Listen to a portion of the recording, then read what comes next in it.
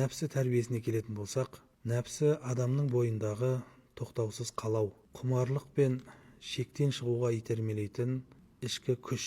Оның жетегінде еріп кету адамды тура жолдан адастырады.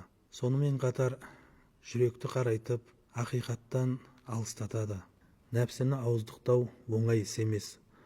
Ол асау ат тәрізді. Егер еркіне жіберсең, жарға жығады. Ал сабырмен, иманмен, тақуалықпен тізгіндесең, сол нәпсі сені жақсылыққа бастайтын болады. Бұл әрбір мүміннің өмір бойы жүргізетін рухани күрес. Бізден алдыңғы ізгі жандар нәпсімен күресте үлкен жетістіктерге жетіп, бізге өнегелі өмір салтын қалдырған.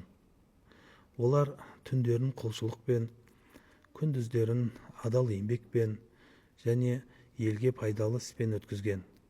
Нәпсіні жеңген жан шын жүректі батыр.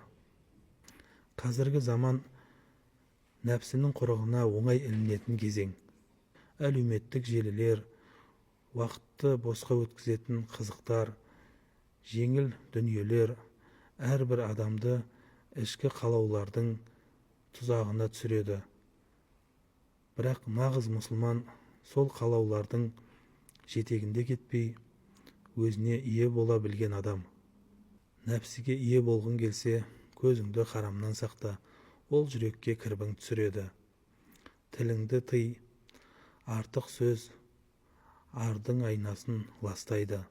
Уақытыңды бағала, әрбір сәттің сұрауы бар.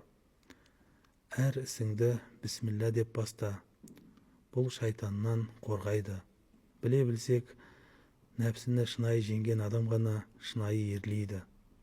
Себебі ол күрестің сыйы, Алланың разылығы, жүректің тыныштығы, екі дүниенің шынайы бақыты. Ұмытпа, нәпсі сені жеңсе, нәпсіңе құл боласың.